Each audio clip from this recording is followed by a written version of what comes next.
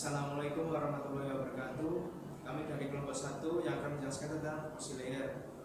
Perkenalkan, nama saya Lukman Hakim Putranto, NIM 135874001. Yang kedua, Sofyan Safiuddin, NIM 135874002. Yang selanjutnya saya Ahmad Sukamdani, nomor NIM 135874003. Untuk yang keempat, nama saya Bagdar Rasada, NIM 135874004.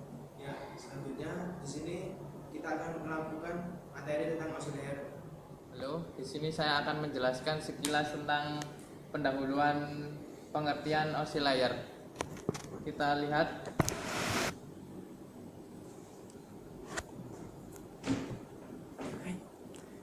Di sini oscillator sendiri merupakan singkatan dari Open System Interconnection.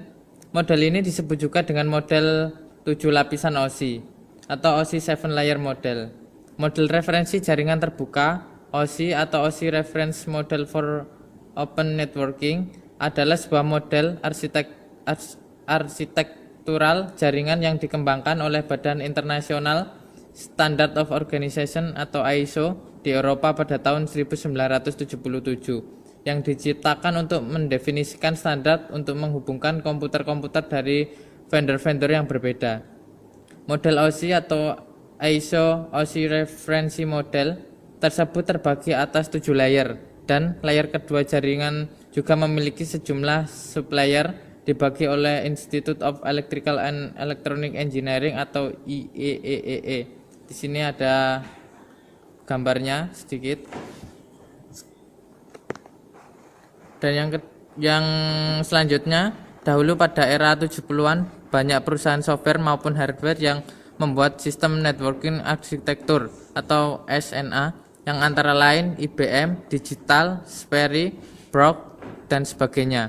Tentunya masing-masing perusahaan tersebut membuat aturan-aturan sendiri yang satu sama lain tidak sama. Misalkan IBM mengembangkan SNA yang hanya memenuhi kebutuhan komputer-komputer IBM. Dari sini kemudian timbul masalah, misalkan jaringan komputer menggunakan SNA produk IBM ingin dihubungkan dengan SNA produk digital, tentunya tidak bisa. Hal ini disebabkan protokolnya tidak sama. Analoginya, misalkan Anda berbicara dengan bahasa Jawa, tentunya akan dimengerti pula orang lain yang juga bisa berbahasa Jawa. Misalkan Anda berbicara dengan orang Sunda, apakah bahasa Anda bisa diterima oleh orang tersebut? Tentunya tidak. Masalah ini bisa diselesaikan jika Anda berbicara menggunakan bahasa standar yang tentunya bisa dimengerti lawan bicara Anda. Selanjutnya, arsitektur model oscillator. Telah dijelaskan di atas bahwa oscillator terdiri dari 7 buah lapisan layer, di mana masing-masing layer mempunyai fungsi yang spesifik dalam sebuah jaringan. Open System Interconnection atau OSI dapat diartikan sebuah sistem yang terbuka untuk berkomunikasi dengan sistem yang lain. Pembagian layer pada model referensi OSI dapat dilihat pada gambar berikut ini. Ini OSI model. Yang paling teratas adalah aplikasi, yang kedua presentasi, ketiga session, keempat transport, network, data link, dan yang terakhir yang paling bawah physical. Pengorganisasian lapisan OSI layer. 7 lapisan oscillator dapat dibagi menjadi 3 subkelompok, subgroups. Ini gambarnya. Ada upper layer dan lower layer. Yang lapisan pertama 1, 2, 3 adalah network support layer, lapisan-lapisan pendukung jaringan, aplikasi, presentasi, dan session. Lapisan 5, 6, 7 merupakan user support layer, lapisan-lapisan pendukung pengguna. Ini 5, 6 ini. Lapisan keempat adalah transport layer, yang dimaksud adalah lapisan yang menghubungkan 2 subgroup sehingga lapisan user support layer dapat mengerti pesan yang dikirim oleh network support layer. Ketujuh lapisan dari model referensi OSI dapat dibagi ke dalam 2 kategori, yaitu lapisan atas dan lapisan bawah. Lapisan atas dari model OSI berurusan dengan persoalan aplikasi dan pada umumnya diimplementasi hanya pada software. Lapisan tertinggi atau lapisan aplikasi adalah lapisan penutup sebelum ke pengguna atau user. Keduanya, pengguna dan lapisan aplikasi saling berinteraksi. proses dengan software aplikasi yang berisi sebuah komponen komunikasi. Istilah lapisan di atas kadang-kadang digunakan untuk menunjukkan ke beberapa lapisan atas dari lapisan-lapisan yang lain di model OSI. Lapisan bawah dari model OSI mengendalikan persoalan transport data. Lapisan fisik dan lapisan data link diimplementasikan ke dalam hardware dan software. Lapisan-lapisan bawah yang lain pada umumnya hanya diimplementasikan dalam software. Lapisan terbawah yaitu lapisan fisik adalah lapisan penutup bagi media jaringan fisik, misalnya jaringan kabel dan sebagai penanggung jawab bagi penempatan informasi pada media jaringan. Ini ada sebuah tabel pemisahan lapisan atas dan lapisan bawah pada Mozilla. Ini lapisan atas aplikasi, ada aplikasi, presentasi, dan session. Yang kedua adalah lapisan bawah, ada data transport, ada transport, network, data link, physical. Ini.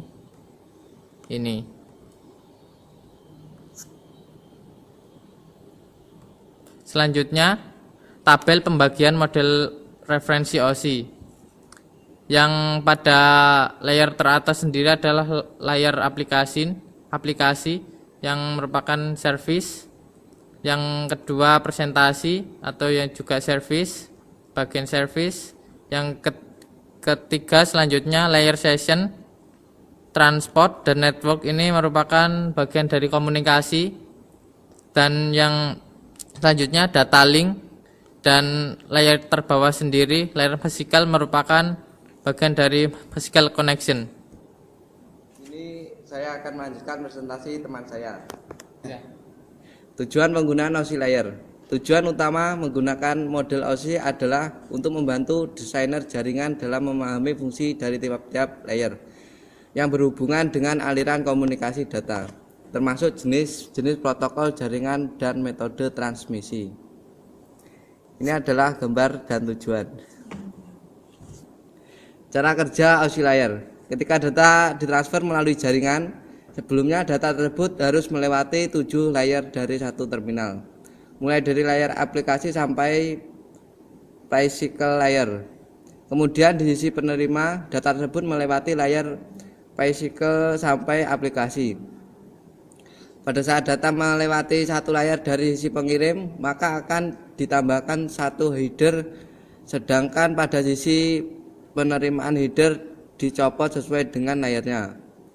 Ini adalah pengiriman data dari sender ke receiver.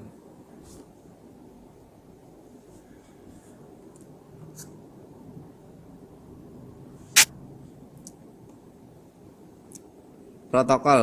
Model OSI menyediakan secara konseptual kerangka kerja untuk komunikasi antar komputer. Tetapi model ini bukan merupakan metode komunikasi. Sebenarnya komunikasi dapat terjadi karena menggunakan protokol komunikasi. Di dalam konteks jaringan data, sebuah protokol adalah suatu aturan formal dan kesepakatan yang menentukan bagaimana komputer bertukar informasi melewati sebuah media jaringan. Sebuah protokol mengimplementasikan salah satu lebih dari lapisan-lapisan OSI. Protokol LAN beroperasi pada lapisan fisik dan data link dari model OSI dan mendefinisikan komputer di atas macam-macam media LAN. Protokol WAN beroperasi pada ketiga lapisan terbawah dari model-model OSI dan mendefinisikan beroperasi pada ketiga lapisan terbawah dari model OSI dan mendefinisikan komunikasi di atas secara macam WAN. Protokol routing adalah protokol lapisan jaringan yang bertanggung jawab untuk menentukan jalan dan pengaturan lalu lintas. Protokol jaringan adalah berbagi protokol dari lapisan teratas yang ada dalam sederetan protokol. Versi-versi TCP atau IP. TCP atau IP menjadi protokol secara resmi untuk aplikasi internet adalah tahun 1983. Sejak itu hingga sekarang telah digunakan secara luas hingga versi 4 atau disebut IPv4. Pernah versi 5 diajukan sebagai proyek namun akhirnya gagal karena berbagai sebab. Namun pada saat ini pula sudah mulai disosialisasikan IP versi Next Generation. Banyak kalangan menyebutnya IP v6, di mana pada IP v4 alamat IP menggunakan 32 bit 4 bit, tapi IP v6 menggunakan 128 bit 16 bit. Pada IP v6 sudah dilengkapi dengan dukungan authentication, data integrity, and confidentiality.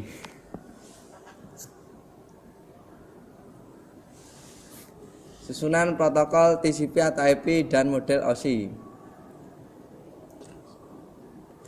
Di sini aplikasi, presentasi, session. Ini merupakan susunan aplikasi. Dan ini transport terbagi menjadi TCP dan UDP. Network, ACMP, AGMP, IP, ARP, RARP.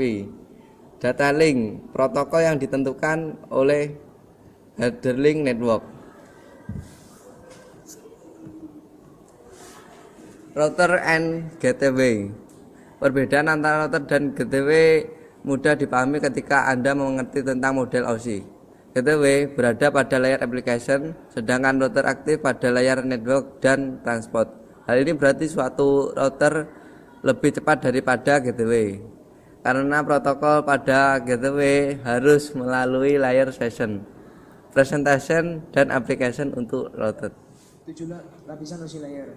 Yang pertama ada layar physical atau physical connection, yang kedua data link atau physical connection juga, terus yang ketiga network itu dikomunikasi, sama transport itu juga dikomunikasi, serta session dikomunikasi juga. Terus ada presentasi sama aplikasi yang terdiri di service.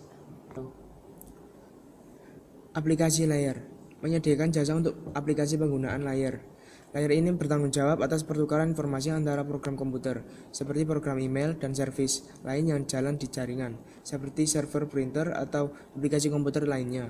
Layer application adalah penghubung utama antara application yang berjalan pada suatu komputer dan resource network yang membutuhkan akses padanya. Nah, layer ini menyediakan pelayanan aplikasi bagi user yang digunakan untuk berkomunikasi melalui jaringan, seperti web yang digunakan untuk browser, email untuk mengirim mail ke user lain, dan ketika telnet atau grouper dan sebagainya. Layer function. Nah, ini adalah application layer, user interface. Ya, lanjut ke presentation layer. Presentation layer atau layer presentation dari model OSI melakukan hanya suatu fungsi tunggal, translasi dari berbagai tipe pada sintaks sistem. Sebagai contoh, suatu koneksi antara PC dan mainframe membutuhkan konversi dari EBCDIC ke karakter encoding format ke ASCII, dan banyak faktor yang perlu dipertimbangkan. Kompresi data dan ekspresi yang mungkin ditangani oleh layar ini. Layar ini mempunyai tugas-tugas untuk menerjemahkan data yang dikirim maupun yang diterima agar bisa ditampilkan di layar aplikasi. Misalkan komputer mainframe IBM yang menggunakan pengkodean EBCDI ingin mentransfer data ke komputer PC yang menggunakan pengkodean ASCII, maka layar ini akan menerjemahkan kode EBCDI tadi agar bisa terbaca dengan kode ASCII. Teknik yang paling umum adalah dengan cara mengubah semua kode data tersebut menjadi kode standar yang bisa dimengerti oleh keduanya. Kode standar yang digunakan pada protokol OSI adalah Abstract Syntax Representation. Revisi 1 ASN1 dalam protokol TCP atau IP menggunakan kode standar External Data Representation atau XDR yang digunakan dalam Network File System atau NFS. Yang kelima juga session layer. Layer session sesuai dengan namanya sering disalahartikan sebagai prosedur logon pada network dan berkaitan dengan keamanan. Layer ini menyediakan layanan kedua layer di atasnya, melakukan koordinasi komunikasi antara entity layer yang diwakilinya. Beberapa protokol pada layer ini seperti NetBIOS, suatu Session Interface dan protokol dikembangkan oleh IBM yang menyediakan layanan ke layer presentation dan layer application. NetBEUI atau NetBIOS Extended User Interface, suatu pengembangan dari NetBIOS yang digunakan pada produk Microsoft Networking seperti Windows NT dan LAN Manager. ADSB Amplitude Data Stream Protocol, PAP Printer Access Protocol yang terdapat pada printer PostScript untuk akses pada jaringan Amplitude. Komunikasi dapat berlangsung dalam 3 mode dialog. Yang pertama, simplex, yaitu satu node berfungsi sebagai pengirim saja dan node yang lain hanya berfungsi sebagai penerima saja. Jadi hanya dari satu server ke server lain, tidak bisa bolak-balik. Dan data dikirimkan hanya ke satu arah saja. Yang kedua, half duplex. Sistem ini mirip seperti jika kita berkomunikasi dengan HT. Jadi, beberapa node bisa saling mengirim atau menerima data dalam waktu yang bergantian. Data yang dapat dikirimkan ke dua arah secara bergantian, seperti sistem HT atau walkie-talkie. Yang ketiga adalah full duplex. Semua node dapat saling bertukar informasi pada waktu yang bersamaan. Data dikirimkan dan diterima secara bersamaan.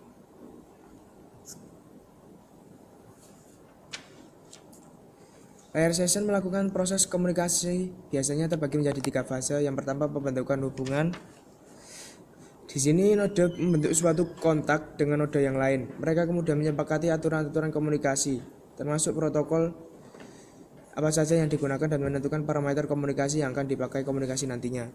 Yang kedua adalah pemindahan data. Di sini node-node tersebut saling melakukan proses pertukaran data. Dan yang ketiga, pemutusan hubungan. Jika proses komunikasi sudah selesai dilakukan, maka pada bagian ini akan dilakukan pemutusan komunikasi.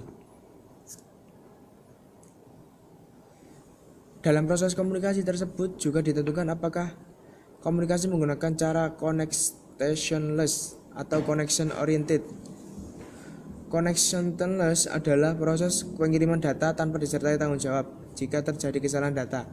Artinya jika dalam sebuah pengiriman ternyata terjadi kesalahan, maka data tersebut tidak akan dikirim ulang. Sedangkan connection oriented adalah kebalikan dari connectionless. Metode connectionless ini kalau dalam protokol TCP atau IP biasanya digunakan untuk komunikasi UDP atau User Datagram Protocol. Sedangkan connection oriented digunakan untuk komunikasi TCP atau Transfer Control Protocol.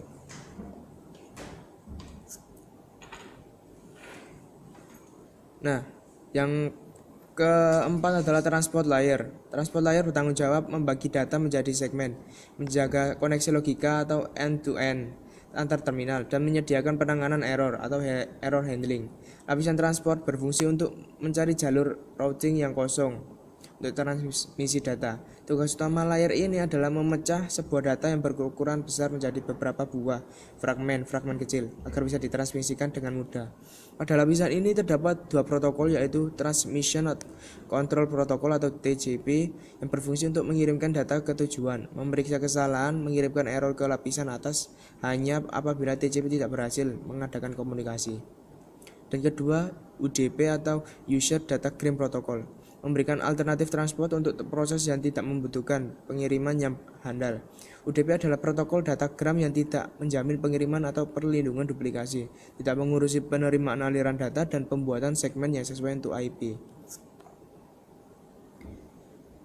Mengapa sebuah data dipecah-pecah menjadi fragmen-fragmen adalah jika suatu data dikirimkan dalam jumlah besar, maka kemungkinan yang terjadi adalah data tersebut nantinya akan memonopoli media transmisi, sehingga data yang lain tidak bisa memakai media tersebut sampai data tadi ditransmisikan. Misal data yang dikirimkan jumlah 100 kilobyte, dan ketika ditransmisikan terjadi kesalahan, maka data tadi harus dikirim ulang dengan jumlah 100 kilobyte. Misalkan data 100 kilobyte tadi dipecah-pecah per 1 kilobyte, kemudian terjadi error dalam pengiriman data dengan jumlah 1 kilobyte, maka data yang ditransmisikan ulang sebesar 1 kilobyte. Sudah dijelaskan di atas bahwa tugas layar ini memecah data menjadi fragmen-fragmen. Ketika fragmen tadi sampai pada tujuannya, maka layar transport di pihak penerima akan menyusun ulang fragmen-fragmen tersebut sesuai dengan urutannya. Kita tahu bersama bahwa sekarang rata-rata sistem operasi bersifat multitasking. Misalkan pada waktu bersamaan terdapat berbagai atau beberapa file yang akan ditransmisikan node yang berlainan bagaimana. Agar bisa dipastikan fragmen-fragmen tadi bisa diterima sesuai dengan file-file yang diinginkan, maka pada layar ini juga dilengkapi dengan Service Access Point atau SAP ID. Jadi, tiap file yang akan dikirimkan diberi identitas. Kemudian setelah sampai ke tujuan, file-file tersebut disusun kembali berdasarkan identitas-identitas tersebut.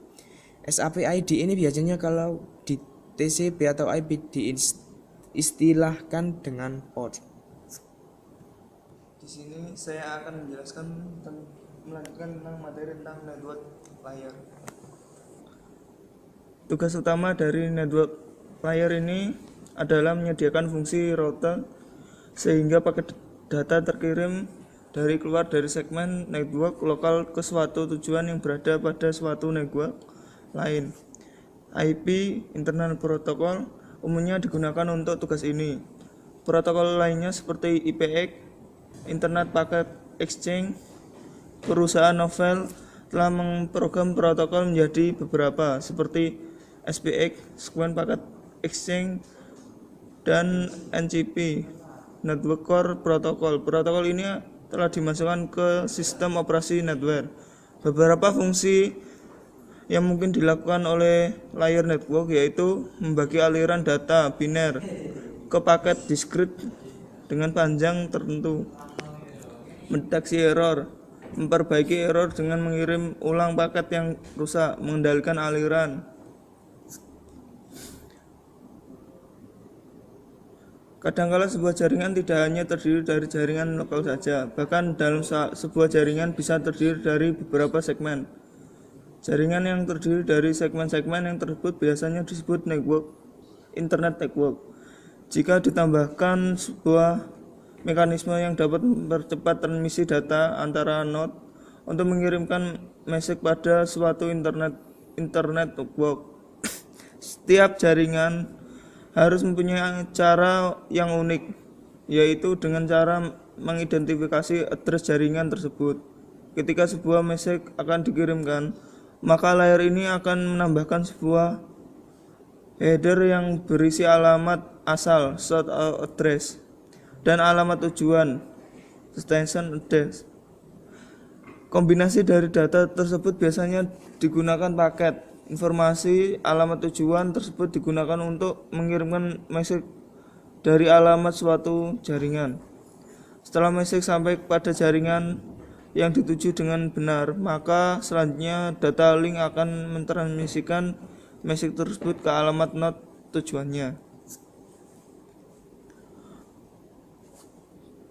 Proses meneruskan sebuah paket ke alamat suatu jaringan disebut routing, sedangkan hardware yang melakukan suatu routing disebut routers.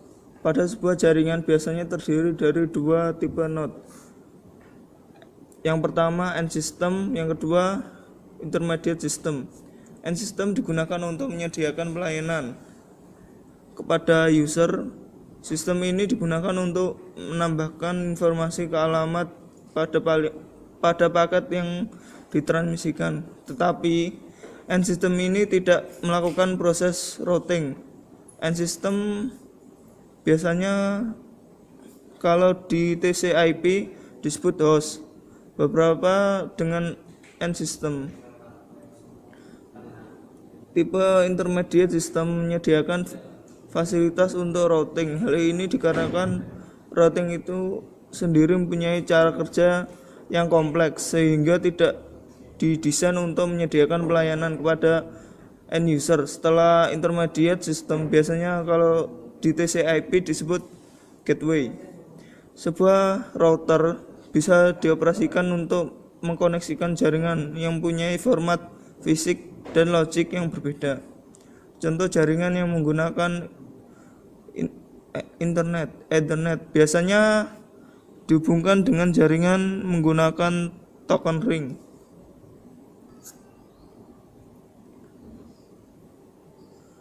Data link layer. Layer ini sedikit lebih cerdas dibandingkan dengan layar fisikal karena menyediakan transfer data yang lebih nyata sebagai penghubung antara media network dan layer protokol yang lebih high level. Layer data link bertanggung jawab pada paket akhir dari data binary yang berasal dari level yang lebih tinggi ke paket discrete sebelum ke layar fisikal, mengirimkan frame atau blok data melalui suatu network. Ethernet, terus token bus dan token ring adalah protokol layer data link. Layer ini bertugas menyediakan sarana komunikasi dari node ke node dalam jaringan lokal. Ketika layer data link menerima message yang akan ditransmisikan, maka layer ini akan mengubah message tersebut menjadi unit-unit yang lebih kecil dan biasanya disebut frame, seringkali disebut paket. Adapun beberapa format frame antara lain adalah format frame Ethernet 2 IEE 802.3, IEE 802.5, X-25 dan seterusnya. Layer ini juga menyediakan mekanisme pengalaman yang memungkinkan frame dikirimkan ke node yang benar atau sesuai dengan alamatnya. Mekanisme pengalaman yang menyediakan pada layer ini salah satunya adalah pengalaman fisik pada network adapter.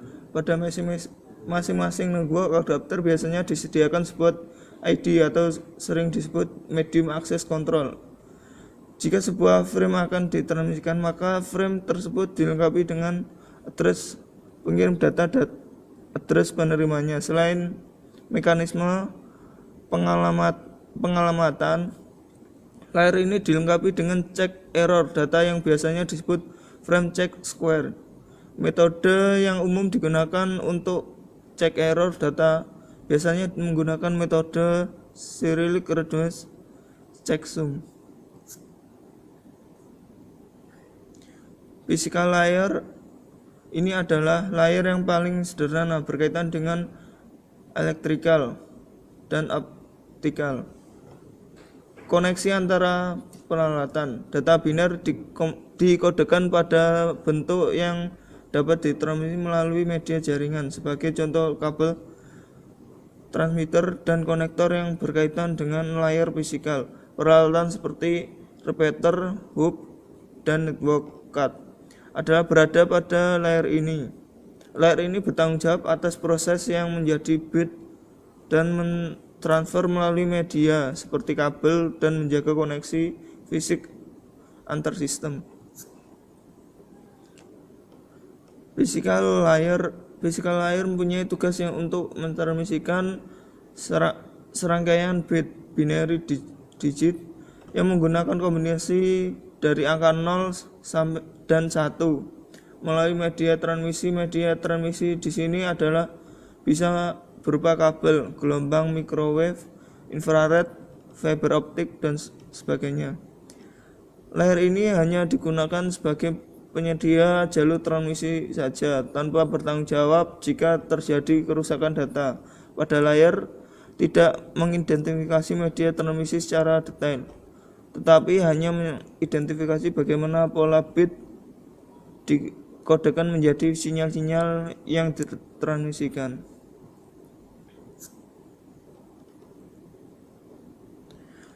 Contoh kerja OSI layer. Sebagai contoh sehari-hari menerima email. Layer 7, Anda memakai Microsoft Outlook yang mempunyai fungsi SMTP dan PUB3. Layer 6, Anda mengirimkan email dengan format ASCII dan HTML. Layer 5, Anda menggunakan email harus menginstal OS dahulu untuk membuka sesi komunikasi jaringan. Layer 4, OS membuka SMTP dengan sebuah TCP socket, kemudian protokol membuka untuk menerima data dari server email. Layer 3, komputer mencapai IP address dari SMTP. Server melihat routing table yang diberikan OS router jika tidak ditemukan memberikan pesan. Layer 2, data link dari IP address dikirimkan oleh Ethernet. Layer 1 mengubah paket data menjadi sinyal elektrik ditransformasikan pada kabel UTP Cat5.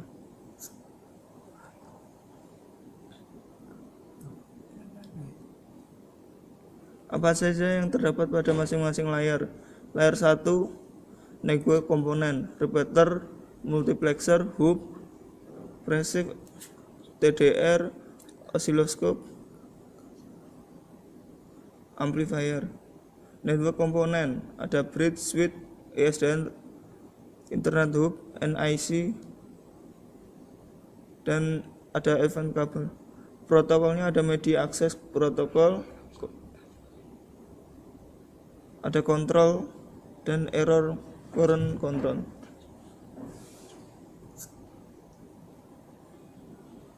Layer 3 ada network komponen, router, frame, device, ada ATM dan offensive. Layer 4 ada gateway, event, kabel ester, router.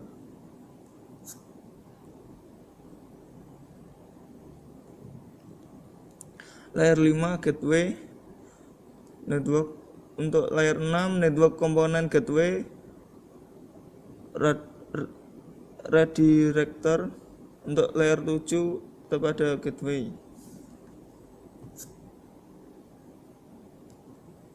Kelebihan dari OSI layer mengurangi kompleksitas, standarisasi antara muka, interoperabilitas antara vendor, mempercepat evolusi, memberikan bahasa dan referensi sama antara profesional jaringan, membagi tugas jaringan layer logis demi kemudahan dan pemahaman. Kekurangan OSI layar adalah teoritis dan dalam penerapannya belum tentu melakukan fungsi yang sesungguhnya. Implementasi suatu protokol tentu tidak mewakili setiap layar OSI atau tersebar di beberapa layar. Ya, demikian penjelasan materi tentang OSI layar. Kurang lebihnya kami mohon maaf. Wassalamualaikum warahmatullahi wabarakatuh.